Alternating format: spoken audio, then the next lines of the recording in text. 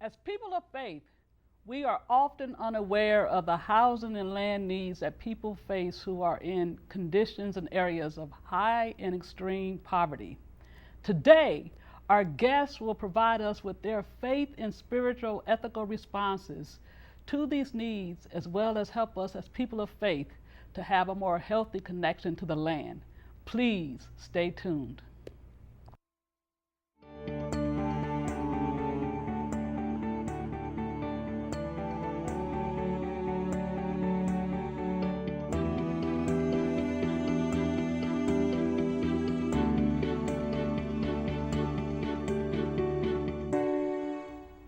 Welcome to Perspectives on Faith and Culture. I'm Karen Crozier, and today joining me is Kim Thompson, who is Executive Director of CLIM, which is a community land trust, as well as Reverend Sophia DeWitt, who is Interim Executive Director of FIRM. Ladies, welcome to the show. Thank you. You're welcome. Now, let's have this conversation concerning what was your initial awareness or interest into understanding the connections between land and housing? Kim, would you like to share? Sure. In the San Joaquin Valley, my entree was graduating from seminary and coming back home to work in my hometown. And it was right at the moment in time when the housing market began to rise. A large Southern California corporation bought up a tremendous number of apartment complexes occupied mostly by low-income people of color. And there was a mass displacement going on, an informal displacement and an eviction processes going on. And my job was to go out and talk to people and find out what their situation was.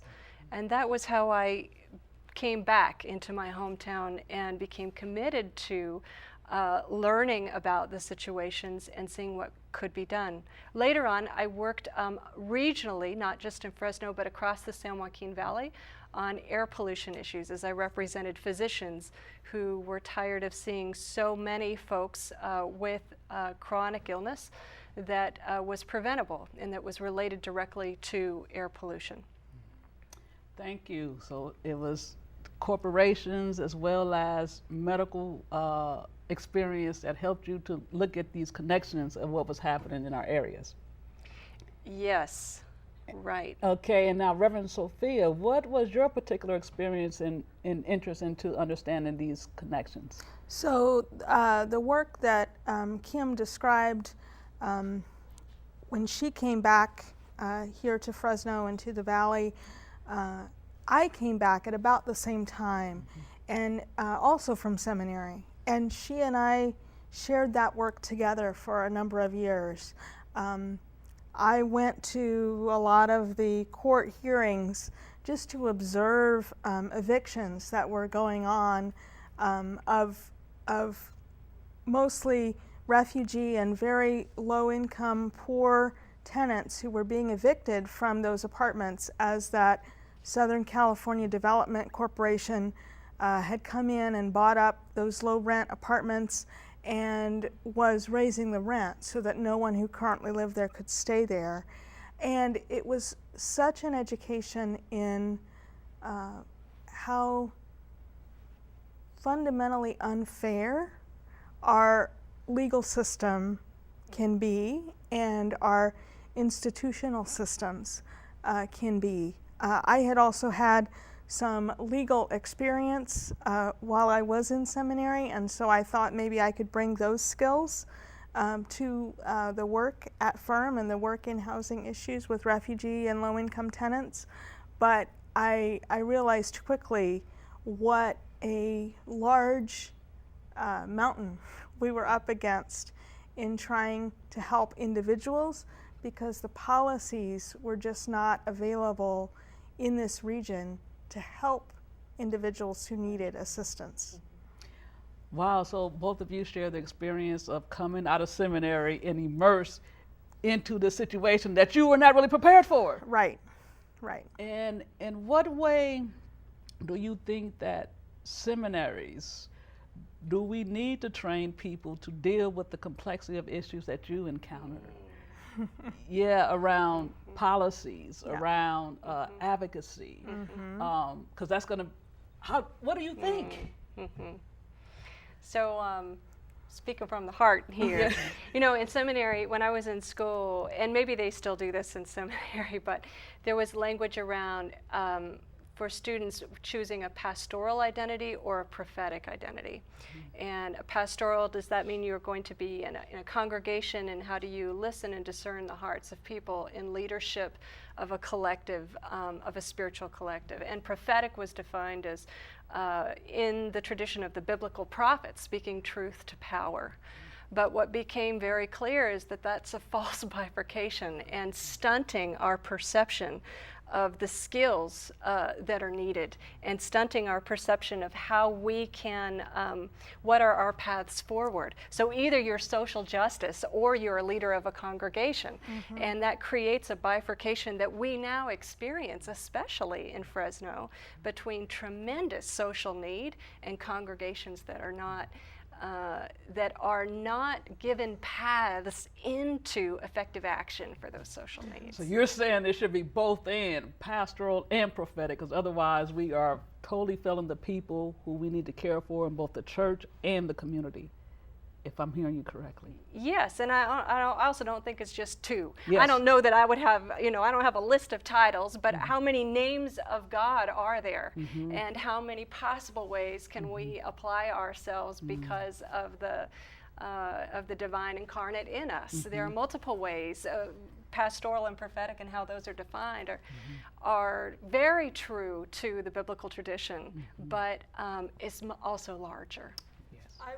I would echo a lot of what Kim just said in terms of the reality that often we see the pastoral and the prophetic as two polar opposite things, and really they shouldn't be, and they're not in reality, but that's how we treat them. But also I would say that I had a very wonderful seminary education, and I learned close to nothing that I needed to know for the job that I currently hold in seminary. I learned all of that on the job. I mean, I learned wonderful biblical exegesis, I learned pastoral care, and I do use pastoral care with the community and with staff. I learned I learned Christian ethics and systematic theology, but the practical tools that I use on a daily basis, I learned on the job. I didn't get any of that in seminary. Kim, I saw you chomping at the bite. Go ahead, jump in. Well, it goes back to a conversation that I'm sure I've had with you in the past, and I had with you about a month ago. And that is, for lack of an adequate term, what's called contextual theology. And what I mean by that, I mean, you know, in seminary there's theology, and then there's contextual theologies, which are theologies of people of color around the world. Oh, it's all contextual theology. Amen. And we, as theologians, I don't know who we are, but we as people of faith need to be shepherded in how to read our context and how to, I would say, surrender to the context and let the context itself define what is wanting to be spoken within us and define the styles of leadership that we must then move forward to claim. So, and all of that can only come through if we break out of the way church has been defined and the way denominations have been defined, and surrender. Just step out of it like you're stepping out of your clothes, right? And just surrender yourself to the deep listening that will happen. And in the context of the San Joaquin Valley, it's never been needed, it's never more urgent than it is right now. Speaking of that, what do we as people of faith need to be aware of concerning these challenges when you talk about the urgency? Can you briefly speak to that? Well, there's no easy answer. What I can say is that when in You know, in teaching, I was challenged, and I loved my role in teaching theological ethics and the environment at Fresno Pacific University. And I didn't do too well in it, but I loved the challenge of it. And it seemed to me that the resources that we were using were all about, we're Christians, so we need to affirm creation. All right, well, what does that mean when you're addressing policy issues about another strip mall, you know, down by River Park? We've got to get out of the language that we've used. Again, I think I'm saying the same thing here, and let the context speak to us. But what was your question? So the question is, what are the particular challenges and issues in the valley around land and housing that you believe that people of faith need to be able to be aware of to speak out of their context as well as their faith tradition? You want to go ahead? Yeah, from my perspective, as director at Firm, and having been there now 11 plus years, I can say a couple of things. First of all, even before the housing bubble began and the rise in prices began, Fresno had the lowest home ownership rate among Hmong families in the entire country. It was only 14% homeowners. And then the bubble happened, and a lot of families got into homes that they could not afford over the long term, or they were tricked into signing documents that they did not really understand. And in order to do that, because people want a part of what they consider to be the American dream, and for decades that's been defined as a home of your own. And so people really want that, and folks, because of their limited financial resources, different family members would co-sign on the loan. So you would have 6, 7 family members co-signing on the mortgage. And then when the balloon payment would come, and a lot of those adjustable rate mortgages, or the interest rate would go up, or any of those nefarious things that happened during the bubble time, and people would get behind on their payments, and they would be foreclosed upon, the entire family would lose economic resources and equity. It's not about one person or a nuclear family in the way that we understand it in Western white understanding, right? It goes much deeper than that. And so the entire community was losing economic resources and has lost them. We need to take a break at this time, and we'll pick up the conversation once we return. Great job, ladies. KNXT thanks all its loyal viewers and respected businesses who have supported your Catholic television station. Now you can support KNXT with program underwriting by having your name, your company's name, or organization associated with your favorite program. Detailed information about you or your company will appear before and after each program or day part you select. Keep the quality and spiritual message alive and make a difference. Call 559-488-7440 today, or go online at knxt.tv to find out more about program underwriting on KNXT. To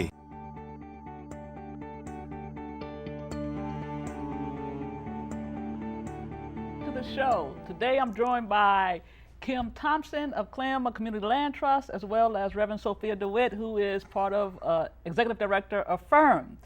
And we have been discussing land and housing realities within the valley and our spiritual and faith responses. Before the break, we were deeply into the realities of what's happened to people during the economic crisis and the inflation of housing sales, and how people were still excluded in the displacement that occurred. How now, as people of faith who have been trained in the seminary, does your faith and spirituality inform your responses to the issues we have named in this conversation today? Reverend Sophia, do you care? Sure. Well, the first thing that I always go back to in relationship to these issues and the way faith connects with them is that we serve a God that gave people a land, that wanted to give people a land and a home and a place of safety and security. And so, of course, as Christians, we should want that for everyone, for our brothers and sisters. So for me, it's really foundational to the way I understand why my faith is important and what is important, how it's important for me to witness in the world. Thank you. Kim? If I'm to answer that question totally personally, I don't know that I can answer it right now from a theological standpoint. Because for me, a part of my path has been letting go of things that I was taught, and obviously listening to what's coming forward. And I guess I would say that what remains with me is a sense that whatever is the divine and whatever is the divine calling us forward is wholeness, and that we allow through our lives a wholeness that wants to happen to happen. Mm-hmm. I'll never forget a New Testament professor talking about the Gospel of John, who's saying that the Gospel of John is wanting us to unbind every force that seeks to diminish or control life. Unbind and allow the wholeness come forward there. And I think that that's a guiding force. Now I direct a community land trust, and community land trusts are about the self-determination of communities in their own future and development. So as a community land trust, I work in a rural area called West Marin in Marin County, and it's an area with very high land prices, and folks who have lived there for generations and folks who are working there are no longer able to afford to live there. And so how does that community define its future? And us as a community land trust, as CLAM, we are assisting that by creating homes that are affordable to folks who live and work there. So I think that is a nice segue to the next question. When we think about the ways that people have been displaced, they do not have access to affordable housing. They do not necessarily make livable wages. The land is constantly increases, commodified, and now looking at how do we nurture the resources of this public resource that we have. How do we begin to heal from this land use and abuse, exploitation and commodification? The ways that values are driven not by the needs of the people, but by the needs of the big corporations and how they can acquire more. Sophia, would you like to? I think the first thing that we need to do, and people of faith need to do, is simply to become aware of the problem and the issues. And that's why programs like this program can be so important in that process. Because without that awareness, you can't begin to address the root issues. So I think that's the first thing. And then for people of faith to become involved as they become aware of some of the housing and land issues in their community, to become involved in some of the struggles for justice of individual people in their area, I think is important and is a pathway to healing. Right. Well, before I get to you, Kim, I want to respond to that because some of the things that people may go through is fear. Like if they are in housing by, instead of a legitimate landlord, it's more of a slumlord. And if they say something, they feel like they're going to be displaced again and not have a place to go. And so what can religious communities do to care for those who are in that situation and to be possibly a partner or ally? Right.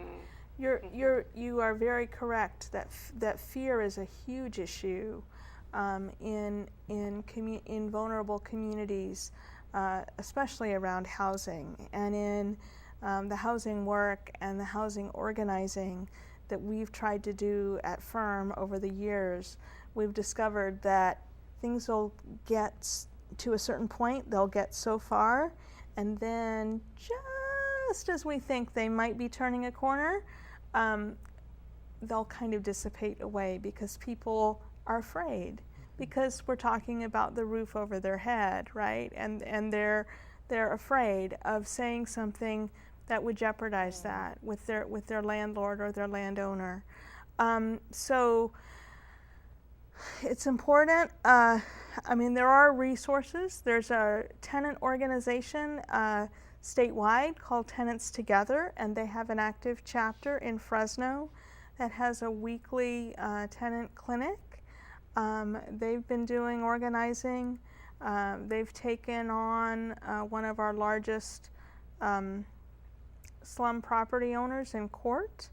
That case is moving through the courts. So Tenants Together is a resource.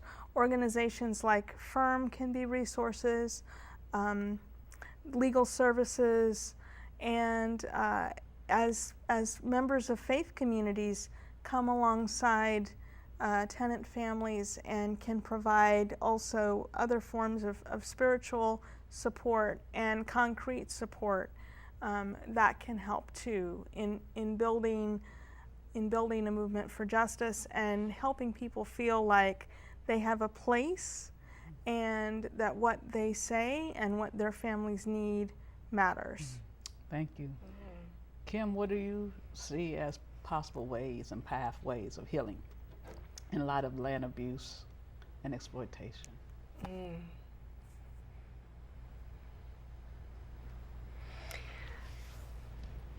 I should have had an easy answer to this.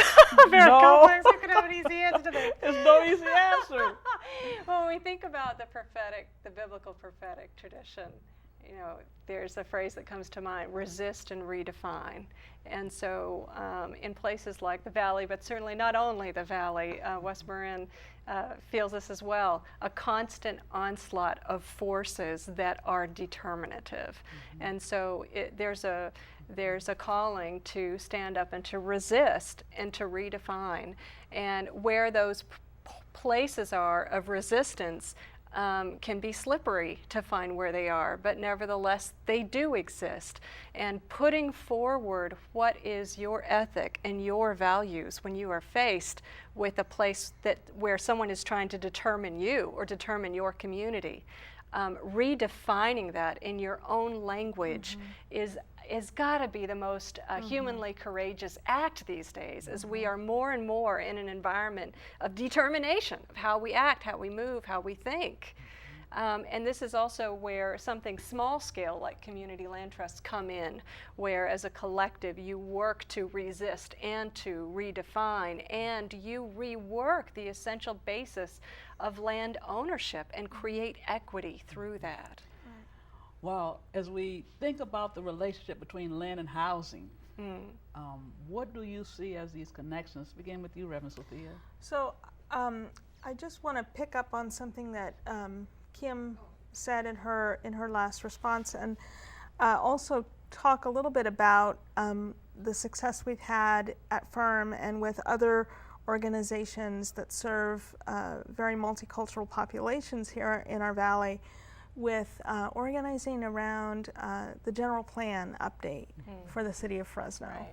And that sounds very dry and very boring, and there certainly are dry and boring parts to it, but land use, a general plan is about how land will be used in a community and who makes the decisions about what goes where do the parks go, where do the schools go, where does the new housing go, how dense is it, what services are we going to provide to the housing, in which areas, is it going to be possible to walk from your house to the store, or are you always going to have to use a car, and what will that do to the air quality? And so all of those decisions are land use decisions, and they're all governed by this big document called the general plan. and which is kind of the Bible for land use in the city. And so for the last 3 years, the communities that Firm works with, and multicultural communities of Mixteco-speaking farm workers and Spanish-speaking family members and other folks, have come together and said, this is the kind of thing we want in our community. We want complete neighborhoods where we can walk to things. We want parks for our kids. We want sidewalks and street lights just like every other neighborhood. And it has been powerful to see all those community voices rising up together. And so Kim is right. When you're able to voice your own narrative, that's very freeing. And so that work has been part of a pathway to healing for this region. There's a lot of work yet to do because the council hasn't voted on a final version yet. That'll come in the next couple of months. And then it has to be watchdogged as it's implemented. But it's one important way that people can voice what is important to them in this process. And we continue to invite people to be involved with us. So a connection to land and housing could be that people get to determine how land is used and what is housed there, yes, whether it's a home or other forms of public communal use. That's right. Correct. All right. In a minute or less, ladies, we are winding up. What would you like our viewing audience to take away from this show? Kim, 30 seconds. I would say the two handholds of policy and personal relationship.